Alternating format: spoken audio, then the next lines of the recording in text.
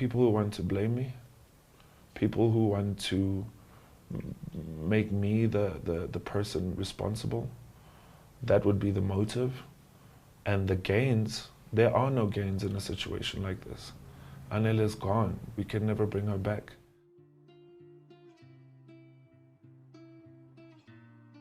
Une étreinte, un moment chaleureux de complicité, et là, un coup de feu qui retentit, et en l'espace d'un instant, le plus gros vendeur de toute l'histoire du hip-hop sud-africain s'éteint. Depuis, le pays tout entier est sous le choc, surtout que quelques heures avant ce moment, il s'amusait, il était en salle de sport, il rigolait dans sa story. L'affaire est totalement dingue, certainement l'affaire la plus dingue dont on n'ait jamais parlé sur cette chaîne. Et d'ailleurs, n'oubliez pas de vous abonner, de liker, de commenter et d'aller sur Instagram me rejoindre, parce que pour beaucoup, ce méli-mélo absolument dramatique est synonyme de vengeance sentimentale, de vengeance familiale, d'infidélité mal digérée. Ça aurait presque pu être un téléfilm de TF1 de l'après-midi. L'humour en moi, parce qu'ici on ne pleure pas simplement qu'une personne, on en pleure deux qui se sont aimés follement, et on décrit aussi le sort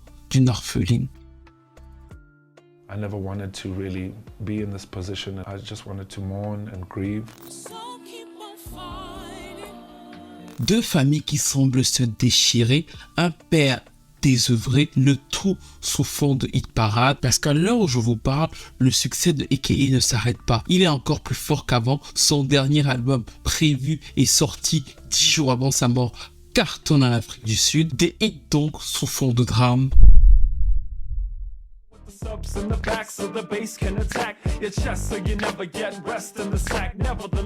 Oui, je sais ce que vous vous dites, il a un petit côté la fouine, milieu des années 2000, les petites mimi. Et ce garçon qui s'appelle Kiernan Jarrett Forbes est en fait un petit garçon qui naît donc à Cape Town, capitale parlementaire de l'Afrique du Sud, qui grandit à Johannesburg. Et ça, c'est très important, plutôt de bonne famille, famille chrétienne aisée. Et c'est d'ailleurs pour ça que quand il aimait l'idée de se lancer dans le hip-hop, sa famille est un peu réticente. C'est une famille très chrétienne. En plus, en Afrique du Sud, on lui demande s'il veut pas tendre plutôt vers le gospel. Il dit non, lui, il veut vraiment rapper. On va voir ses professeurs parce qu'il a fait une des meilleures écoles du pays. Et personne n'arrive à le convaincre de changer de voie. It is what it is. It is what it is. Et il recrute même deux de ses amis, Vice Versa et Craig Brown, pour former le groupe N.T.I.T. Très inspiré du son des rappeurs US, ils refont un peu leur mimique avec leurs moyens. Et au début, effectivement, les parents ont de quoi rigoler. Tout le monde s'en fout un peu, les radios ne les soutiennent pas, les télés sont un peu absentes, mais Super Mega, parce que c'est son autre pseudonyme, il se fait appeler Super Mega A.K.A. Epova. Bah en fait, lui et ses petits camarades vont quand même avoir la chance d'avoir un petit public de niche et surtout d'avoir plusieurs cérémonies comme les Kora Awards. Pour ceux qui ne savent pas ce que c'est que les Kora Awards, c'était un peu la grosse cérémonie africaine comme les Grammy ou les MTV où plein d'artistes, d'ailleurs même Michael Jackson, venaient recevoir des prix. Et je ne sais pas si vous serez d'accord avec moi, mais ce serait cool qu'on ait une cérémonie au vu de tous les artistes africains qui cartonnent partout dans le monde, une autre cérémonie africaine de cette ampleur-là. En tout cas, à l'époque, il faut un big up à ce petit groupe en leur disant, les gars, c'est vrai que le public ne comprend pas tout à fait, mais il y a du talent chez vous, on le voit. Et c'est pour ça que même quand ils vont se disloquer, A.K.A. qui était le leader va continuer sa voie dans le hip-hop. Il va d'abord former un groupe de petits producteurs qui ne va pas trop prendre, et ensuite il va se dire, j'y vais en solo, et ça va totalement exploser en 2011 avec deux titres, Victory Lap et surtout I Want It All.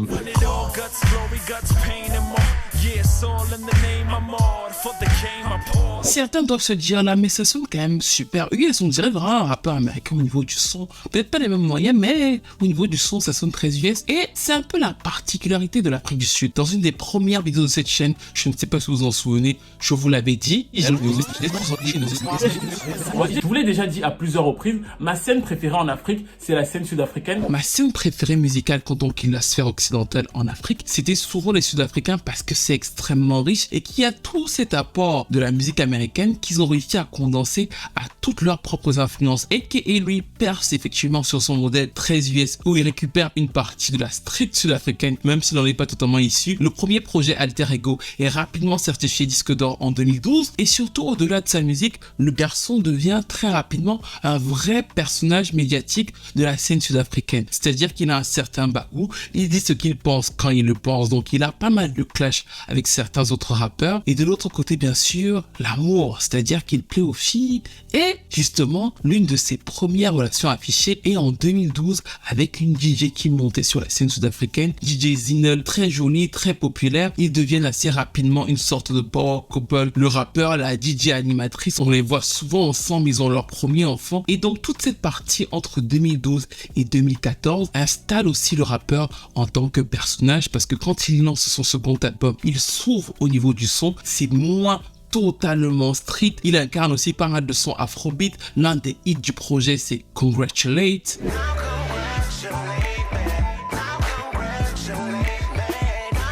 Il fait venir Burna Boy, nous sommes en 2014, sur un autre hit qui s'appelle All Eyes on Me. Avec ce second album, littéralement, il prend le pays d'assaut parce qu'il arrive à être certifié jusqu'à 10 fois platine sur certaines chansons. C'est un succès monstre parce qu'il réussit justement à devenir cette espèce de pop star sud-africaine. Avant, c'était le rappeur pour la street. Là, c'est le rappeur que tout le monde connaît dans le pays parce qu'il a intégré des influences qui sonnent effectivement de chez lui et que c'est plutôt efficace. Et de l'autre côté, qu'il a une image capable de vendre ça. En plus, avec sa copine et leur enfant qui l'aident à former ce power couple jusqu'en 2015. Où effectivement DJ Zingle va aller sur son propre blog et faire une immense lettre très détaillée pour expliquer que AKA la trompe avec une autre animatrice parce qu'elle nomme la fille Bonang Matega. Clairement elle dit là je pars, sachez que c'est à cause de l'autre. L'autre avec laquelle d'ailleurs elle entretenait des rapports plutôt cordiaux. L'histoire fait boum. Bonang qui est aussi une journaliste hyper connue en Afrique du Sud. Ni devant tout le monde elle dit non ce n'est pas vrai, franchement moi je n'ai rien fait parce qu'elle ne veut pas donc devenir la fille qui a gâché ce couple très populaire et être détestée par le public. Mais au fil des mois, elle finit par céder et on va donc voir AKA s'afficher aux côtés de Bonang qui sera sa nouvelle copine. Et dans le même temps, il va avoir des clashs avec plusieurs autres rappeurs comme Casper Nionvest, le fils de Brenda Fassie. Je sais que vous ne connaissez pas encore ces personnages, mais avec le temps, ça va venir. Et il est invité aux États-Unis dans plusieurs grosses émissions pour parler de la situation en Afrique du Sud parce que son succès continue. Cette histoire d'infidélité ne les rate pas du tout. C'est même à ce moment-là qu'il va avoir deux de ses plus gros tubes certifiés chacun à plus de 8 fois platine en Afrique du Sud comme The World Is Yours ou encore Kefu Song. C'est-à-dire qu'en 2017, les chiffres sont dingues. Il est quasiment inatteignable sur la scène sud-africaine, c'est du jamais vu pour un rappeur. Et au cours de l'année, il décide de se séparer. Je sais que là vous vous dites mais Stevie, d'habitude on n'entre pas autant dans les histoires de coucherie des gens et justement vous allez comprendre pourquoi, parce que quand il se sépare, c'est un nouveau scandale, un nouveau drama de tromperie qui va être atténué. Pourquoi? AKA va décider de retourner avec DJ Zinel, la mère de sa fille. Pour certains c'est le retour au power couple du début, donc du coup ça réchauffe les cœurs. Elle l'annonce sur ses réseaux sociaux et tenez-vous bien, pile quelques jours après l'annonce faite par DJ Zinel, on voit AKA sur les réseaux sociaux aussi affiché avec une autre jeune fille dans une position un peu délicate. Il l'embrasse et donc du coup DJ Zinel se sent trahi. Elle poste que c'est totalement fini, il ne restera plus que le père de son enfant. Et progressivement dans les semaines qui vont venir après ça, vu que nous sommes en 2019, AKA va s'afficher avec sa nouvelle copine qui s'appelait Anale Tembe, une jolie jeune femme, mannequin de 20 ans.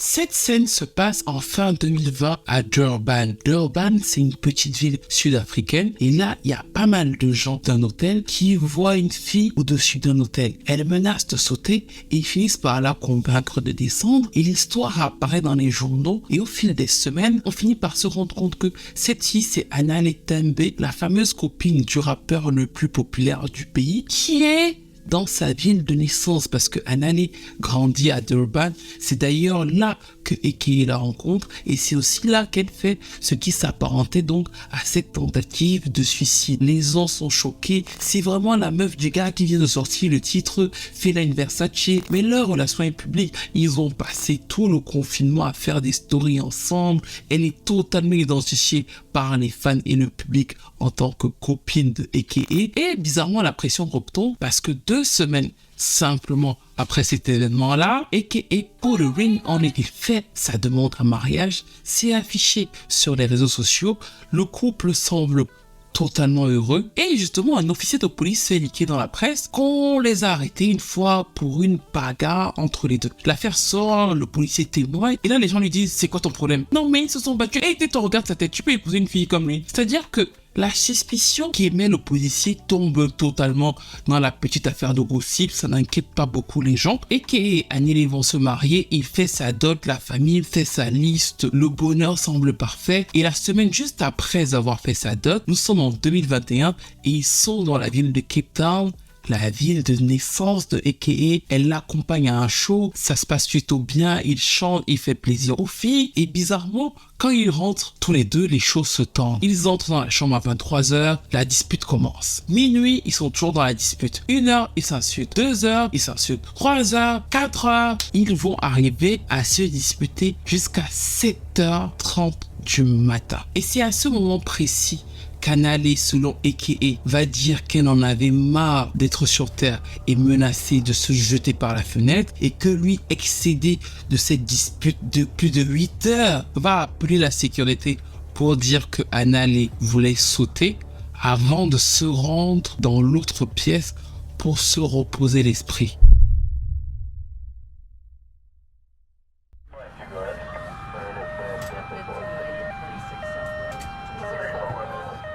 Les gens hurlent. Qu'est-ce qui se passe? Il y a encore en bas de l'hôtel. C'est la panique générale. Le personnel sort en courant et il tombe malheureusement sur le corps de Annelé. Paniqués, ils appellent la police. C'est le brouhaha général et curieusement, Annelé est encore vivante et elle va d'ailleurs le rester pendant 20 minutes. 20 minutes pendant lesquelles Eke va avoir du mal à descendre. Il va avoir du mal à se confronter à ce corps. Donc de fait, il va demander à un de ses amis qui était dans une pièce d'à côté de descendre pour aller voir comment elle va. Donc l'ami va descendre une première fois et voir que ça ne va vraiment pas. Il va remonter le dire à Eke. Il va redescendre une seconde fois pour voir le corps d'Annelé. Il va remonter le dire à Eke et au bout des 20 minutes, la jeune dame va finalement rendre l'âme, ce qui est un dénouement absolument tragique. Il y a encore 10 jours, ces deux personnes étaient censées se marier, avoir des enfants et il faut maintenant annoncer tout ça à la famille d'Annelé. C'est donc Eke qui se charge d'appeler le père qui arrive sur les lieux. Il monte dans la chambre dans laquelle Eke et Annelé étaient là et Eke décide donc de lui raconter l'exacte version que je vous ai raconté plus tôt. C'est-à-dire qu'ils ont eu une superbe soirée, on les a vus danser en boîte de nuit, ils sont rentrés à 23h, ils ont commencé à se disputer jusqu'à 7h du matin. Et à 7h30 du matin, Annelé menaçait encore de se suicider. Eke en avait marre, il a décidé de changer de pièce et d'appeler la réception pour venir l'aider. Et c'est dans ce laps de temps précisément qu'elle est passée à l'acte. That before she turned 22, she fell in love with Kenan. All I can say is that until she turned 21, Annelé wouldn't consider taking her own life as a solution. Not a single member of my family, Annelé's family,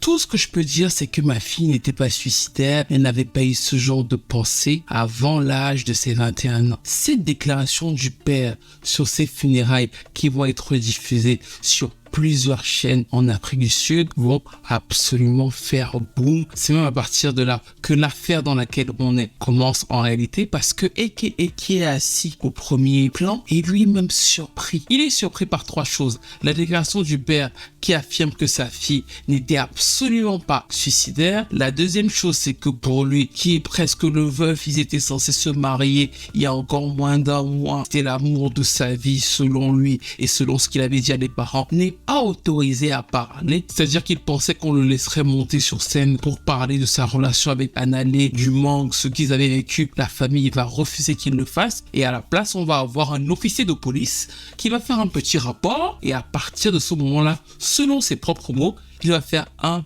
+ 1. Je ne peux pas parler. Le père dit qu'elle n'était pas suicidaire, qu'elle n'avait pas de problème psychologique. Il y a un officier de police. Est-ce que ça ne veut pas dire que, est-ce que ça ne veut pas dire que ne va pas être compris que par a.k.a. toute la presse, tous les fans, tout le monde va commencer à se demander, mais en fait, qu'est-ce qui s'est vraiment passé dans cette chambre d'hôtel? Parce qu'au début, comme a.k.a. c'est la star et tout, voilà, on pensait que la famille était unie. Si le père dit ce genre de choses, est-ce qu'il n'y a pas des choses à voir au-delà de ce qu'on nous a montré? Et progressivement, ces choses vont apparaître parce que plusieurs vidéos du téléphone d'Anale vont leaker sur internet et vont montrer des choses absolument effroyables. Dans une des vidéos, il y a plusieurs personnes qui l'arrêtent. Elle est totalement effondrée et elle répète: vous ne savez pas ce que a.k.a. est en train de me faire, vous ne savez pas ce qu'il me fait à moi.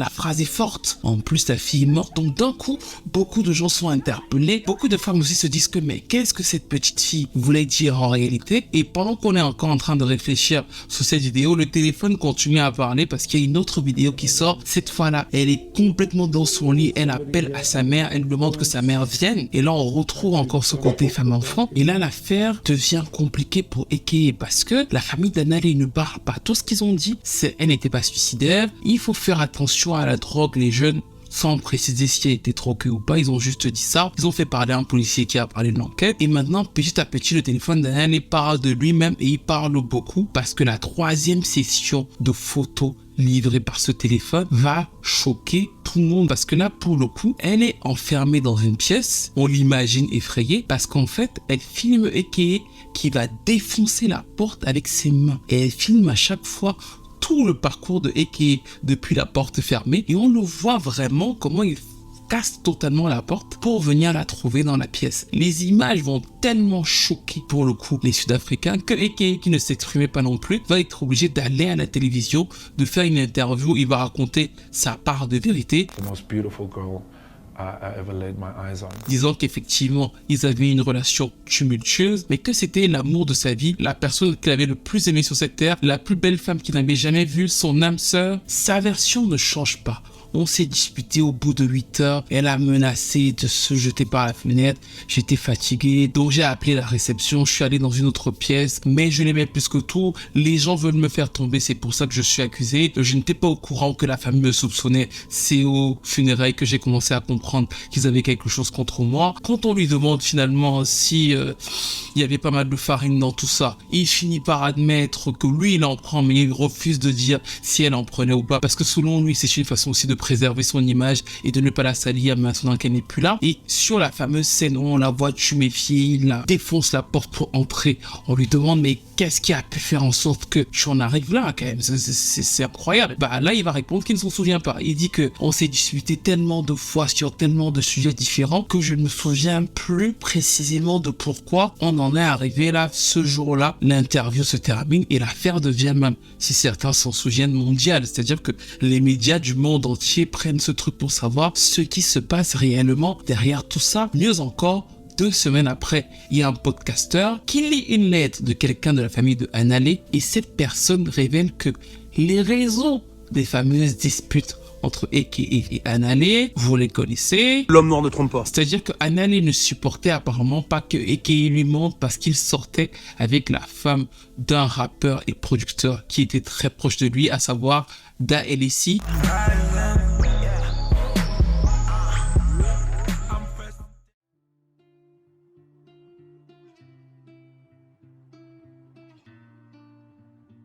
Là, vous vous demandez sûrement, mais Stiggy, c'est qui cette femme? Cette femme qui pleure et cette petite fille qui la console. La femme s'appelle Nadia Nakai. La petite fille, c'est la fameuse petite fille de a.k.a. il y a moins de 2 semaines aux funérailles d'a.k.a. Et si vous voulez savoir pourquoi la petite fille la console, c'est parce qu'elle la connaît comme tout le public depuis plus d'1 an et demi. Parce qu'effectivement, 4 mois après l'interview que je vous ai montrée, 5 mois après le décès d'Anale et 6 mois après sa demande en mariage à Anale, a.k.a. va s'afficher publiquement avec Nadia Nakai, qui va devenir sa copine officielle. C'est une chanteuse assez connue, mais pas non plus une superstar en Afrique du Sud. Et rebelote, le scénario reprend, on les voit partout, ils s'affichent ensemble et ça va diviser totalement le pays. C'est-à-dire qu'il va y avoir des gens qui vont dire qu'ils sont profondément indécents, qu'ils ne respectent pas la mémoire de la famille d'Anale,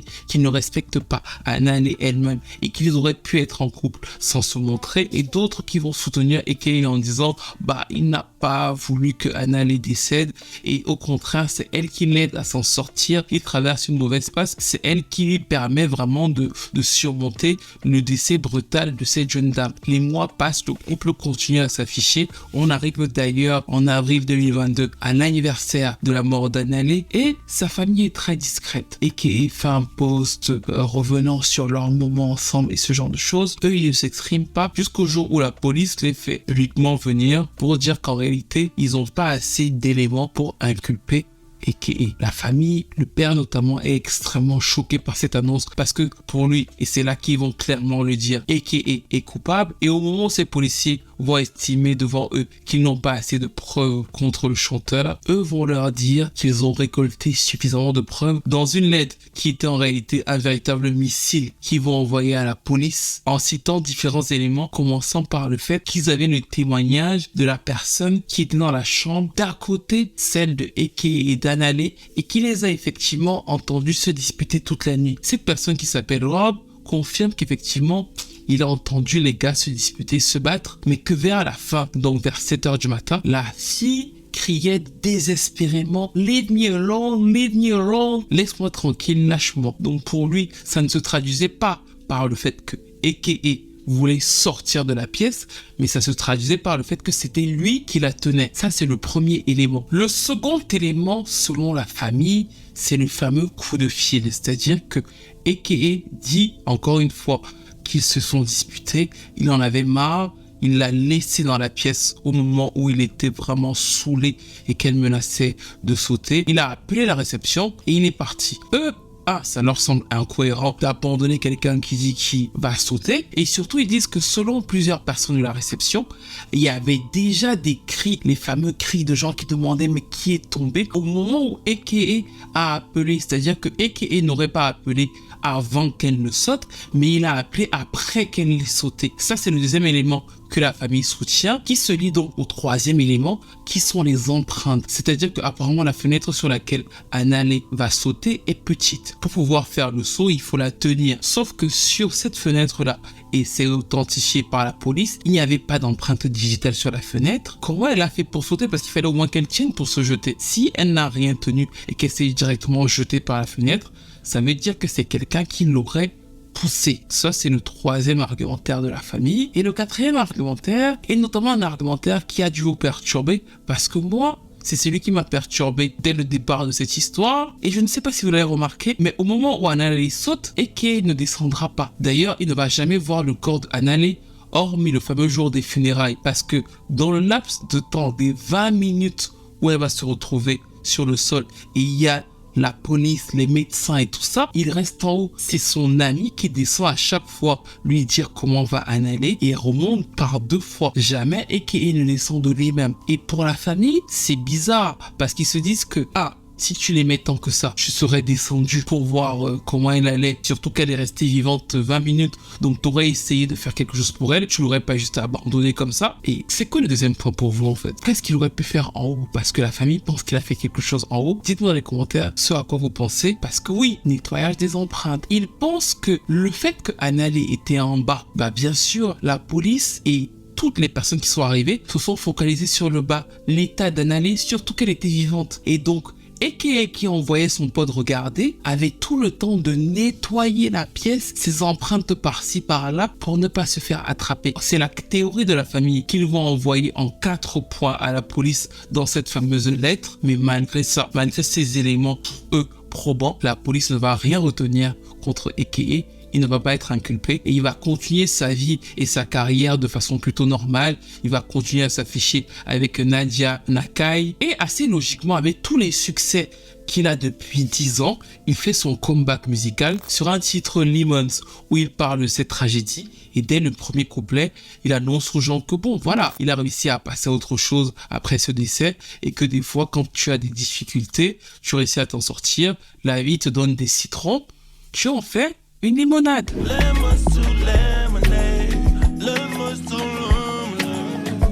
La chanson démarre un peu moins bien que ses précédents singles, mais ça reste un beau succès pour lui, certifié single d'or. Il reste dans cette mouvance de se dire j'ai eu des moments difficiles, mais maintenant je vais profiter de la vie. Nadia et lui continuent de s'afficher, ils sont un peu partout, Noël, ce genre de choses. Ce truc de power couple continue. Il annonce son nouvel album Mass Country qui est censé sortir le 25 février 2023. Il se lance dans une opération promo parce qu'il assure des shows dans plusieurs villes. Et justement, un jour, il accepte d'assurer un des shows promo pour la sortie de ce nouvel album dans une ville dont vous avez retenu le nom, à savoir Durban.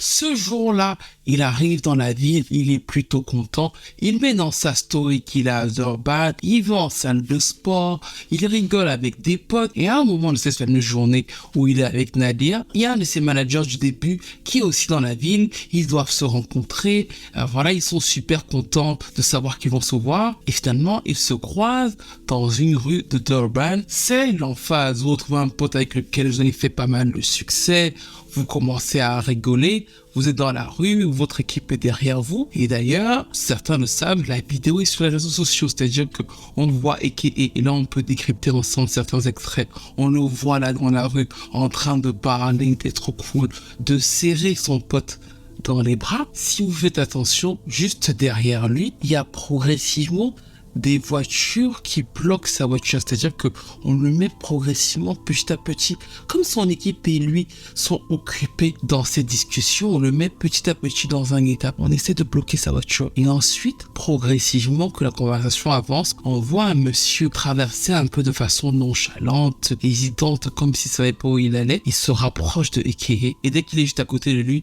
il lui met son pistolet.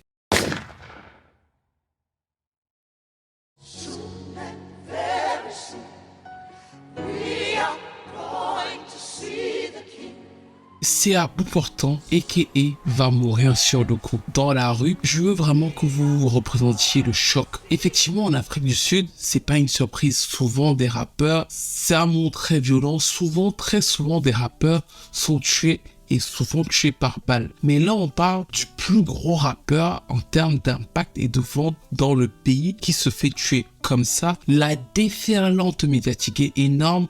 Moi, je suis abonné à plusieurs de leurs médias. J'ai jamais reçu autant d'alertes sur une affaire. Sur le Twitter sud-africain, sachant en plus que les vidéos de sa fin sont disponibles, bah en fait, ça va prendre une ampleur encore plus folle au-delà de la peine et surtout qu'il était en promo d'album, c'est-à-dire que les clips arrivent, les chansons sortent, c'est un mélange assez particulier.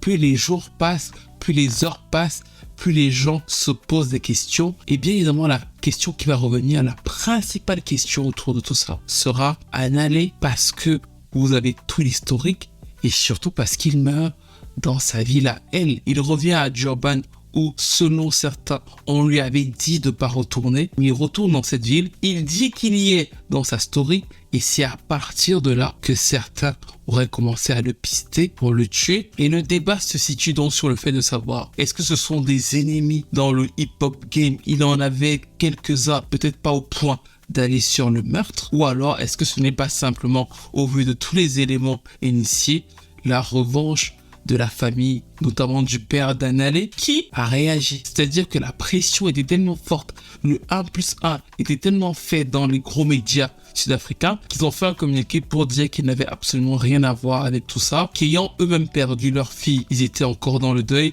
ils ne souhaitaient ce qu'ils ont vécu à personne et certainement pas à la famille de Eke. Bien évidemment, ce communiqué n'a convaincu personne parce qu'ils n'allaient pas non plus venir dire à tout le monde c'est nous qui l'avons tué. Donc l'affaire reste en suspens, surtout qu'à ce jour, aucune des personnes qu'on a vus dans la vidéo qui ont tiré sur lui n'ont été arrêtés. Ces funérailles ont ému la nation tout entière avec les fameuses scènes où on voit sa fille avec sa mère, sa fille avec sa copine, sa fille avec sa grand-mère. Tout le pays est ému et actuellement l'album est un immense succès avec 2 nouveaux tubes dont la chanson Company. C'est l'album le plus vendu de toute la région, à savoir Sud-Afrique, Malawi, Botswana, Zimbabwe, pour vous dire son impact.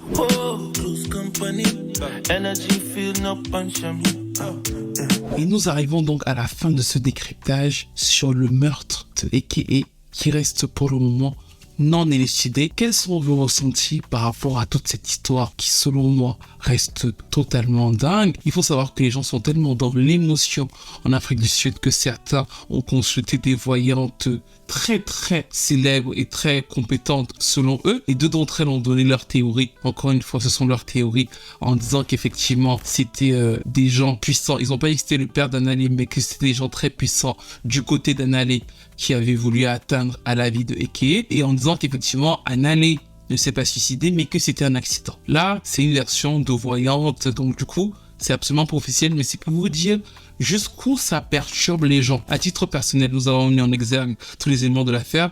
Moi, je suis toujours particulièrement perturbé par les 20 minutes. Parce qu'en fait, j'imagine que si tu es fou amoureux de quelqu'un ou fou amoureuse de quelqu'un, vous vous disputez et la personne saute. Déjà, le laps de temps où la personne veut sauter, tu pars, c'est un peu particulier. Alors, je peux comprendre que au bout de 8 heures de dispute, voilà, tu pars. Mais voilà, quoi, si la personne menace vraiment de sauter, tu vas pas partir à ce moment-là pour appeler quelqu'un d'autre et être surpris qu'elle saute après. C'est peut-être faisable, mais ça paraît bizarre. Encore là, je vous donne mon opinion. La partie où effectivement la personne a déjà sauté et tu ne descends pas voir, je peux comprendre effectivement que tu te dises que tu veux pas voir voilà, la personne que tu as aimée dans un sale état, mais en même temps je me dis ça doit être tellement traumatisant que forcément tu vas courir pour savoir ce qui se passe. Tu peux te dire même dans la folie que je vais la sauver en fait. Le fait qu'il y ait la nécessité de rester en haut, ça me met un doute. Ça ne veut pas dire que je pense qu'il l'a tué, mais je vous avoue que ça me met un doute. Je me dis que cette idée selon laquelle tu restes et ton pote va voir pour nettoyer 2-3 trucs parce que la police est en bas et qu'ils sont occupés par elle, ça peut être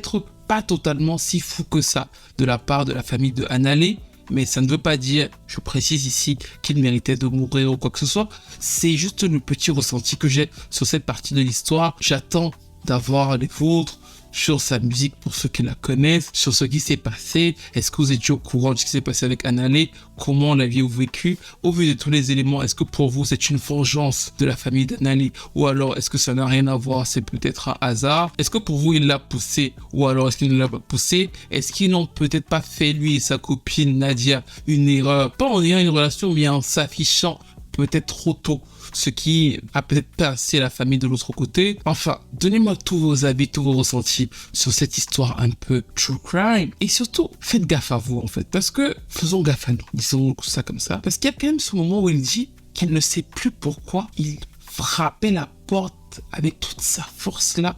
Il a défoncé la porte pour aller finalement, je sais pas ce qui s'est passé après, mais bon, on a la vidéo d'Anale où on voit qu'il défonce la porte. Et quand on lui demande quel était l'argumentaire, il dit qu'il ne s'en souvient pas. Et je me dis quand même que c'est faux. Si j'en arrive à cette extrémité-là, j'espère ne jamais en arriver là, il faudrait quand même que je me souvienne pourquoi j'en suis arrivé là, en fait. Si je ne m'en souviens pas, et son argumentaire à lui, c'est de dire qu'ils avaient trop l'habitude de le faire, ou alors que, bon, ils étaient un peu trop enfarinés, et donc voilà, ils se rendaient pas compte. Mais c'est aussi le signe que, franchement, ils étaient dans une relation hyper toxique, et qu'en réalité, ils n'avaient rien à faire ensemble. Donc vous, là, qui me regardez, si vous êtes dans une relation où, encore une fois, on vous fait même ça, ou, ouais, partez, vous n'êtes pas venu ici pour souffrir. Et je ne dis pas que partir, c'est forcément que ça t'évite. Il y a effectivement certaines personnes qui se font tuer par leurs ex et ce genre de choses. Mais au moins, dans ce cas de figure, je pense que si c'était séparé avant, on ne serait pas arrivé à ce drame, du moins, au moins celui d'Anale et une petite fille orpheline. Vous dites-moi ce que vous en pensez, vos ressentis sur tout ça, coupable, pas coupable. Et n'hésitez pas encore une fois à liker, à commenter, à partager. Et on se retrouve très vite pour une nouvelle vidéo.